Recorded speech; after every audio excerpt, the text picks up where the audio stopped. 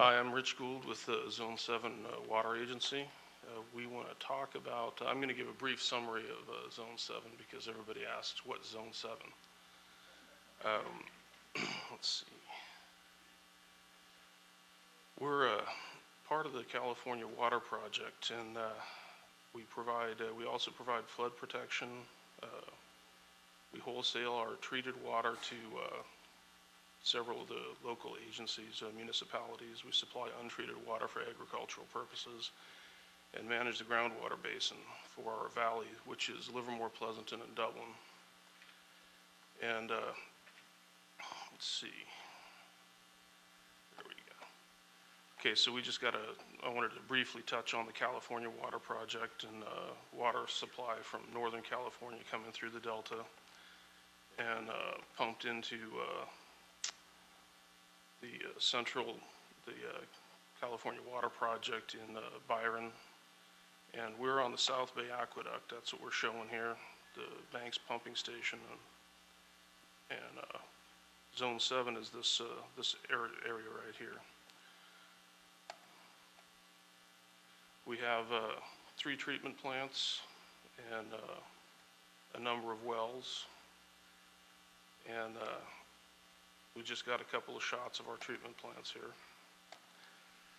What we're really here to talk about is our California Department of Public Health submitted operations plan and our procedures and how they all tie in. And I'm going to turn this over to Rick Anderson of Zone 7, who was instrumental in putting this all together. Well, appreciate an opportunity to talk to you today a little bit about something that we spent a lot of time and effort in and found it truly worthwhile, and that was redoing the operations plan that we had submitted with the Department of Public Health. Back in the late 80s, early 90s, we came upon a situation where regulatory requirements were that every surface water treatment facility would have an operations plan that was submitted to the Department of Health. So like many other agencies, Zone 7, they hired a consultant, drew up the operations plan, we submitted it, and the supervisor had it on the shelf in his office. That was really about as much good as it was to the operations staff. So we're looking now, after I came on board as a supervisor, my first task was to develop a training plan for several of our facilities. So I completed that task, and a year later we started all over again with this operations plan. Here's in effect what we wanted to accomplish. We wanted the operations plan to become something that was usable to the operations staff. It wasn't just a book sitting on a shelf. It was actually a publication that they use day in and day out. And the way to accomplish that was to actually convert the operations plan into something that would also be a training plan. And we want to discuss a little bit about how we did that and then how we train at Zone 7. One of our goals, let's see if I can get, there we go. I think I went backwards, let's see here. It's not toggling on me, is it? No. There we go. One of our goals was to take this operations plan, make it very brief, and have it refer to the procedures that we actually use at Zone 7, that the operators actually use to operate the facilities. So in doing that, we had discussions with a consultant from Water Quality Treatment Solutions. I'm not advertising for Susan Teefy, but she was instrumental in kind of shepherding this process. She really was very helpful in getting it started. She actually had a part in writing the operations plan itself. She helped us with working sessions to develop procedures. It was a lot of work. It really took a lot of effort for especially people in supervisory positions like Rich and I. Ultimately, somebody has to be responsible for writing those procedures. And one of the things we ran into is what procedures would the Department of Health require? What would they expect us to have in-house for the operators to use as they operate? And it turns out we had several of the procedures that we needed, and there were several procedures that we kind of had. Maybe they referred to certain things, but they didn't really address the specifics, and I'm going to share a couple of examples of that in a minute. The consultant, we spent about $24,000–$25,000 being able to get this process started. And of course, the money didn't come out of my pocket, but I certainly appreciated the help that we received. And it laid the groundwork for us to be successful in moving on to other facilities and implementing it there.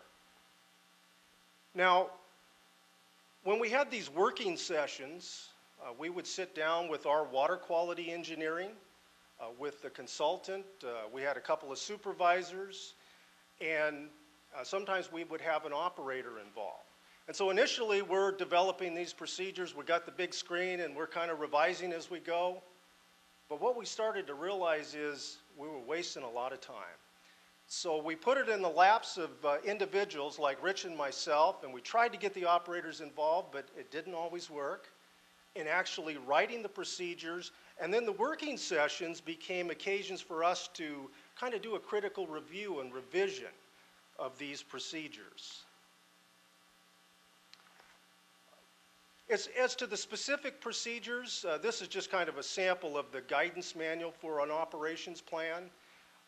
You notice it kind of, it looks like they purposely try to make it look like it's not a legal document. And if you've seen operation plans for turbidity monitoring or cryptosporidium action plan, that's generally how they look. However, they are really viewed by the Department of Public Health as important documents to assist us. So we were able to identify several of the procedures that we needed from this document. We also were able to, through this consultant, to identify additional procedures that we needed to have in-house for the operators. So we got conceptual buy-in from the Department of Health back in February of '05. We established a 2-week review process, and I wanted to talk a little bit about that. You notice it's safety, water quality engineering, water quality lab, stormwater manager, and facility supervisor. In effect, can you imagine what it would be like to write a procedure that becomes a legal document? That's pretty serious when you think about it. You know, most of the time we assign people to write a procedure and maybe we give it a rough review and then we move on. But if that's actually going to be a part or connected with an operations plan, it changes. And so the quality of your procedures is going to improve because you want this intense review process. So that's why we established this 2-week review process. So here's a sample of some of the required procedures. We had portions of these procedures in-house, but not specifically. And so I'll give you a couple examples. The third one down, filter operation and control. We had backwash procedures, but we didn't really have procedures. We had memos and such, but we didn't have procedures that said, operator, when you're filtering the waste, you filter until this point, and then you can put the filter in service. So we needed that. And there were other details that were associated with the fact that we are involved with the Partnership for Safe Water. And so we want to meet those goals, not just the regulatory requirements. Another procedure here, the first one, action plan for a chlorination interruption. The initial operations plan that was submitted to the Department of Public Health had a section entitled Action Plan for a Chlorination Interruption. And this is basically what it said. If the residual entering the distribution system reached 0.20, the plant will be shut down. That was the action plan for a chlorination interruption. However, we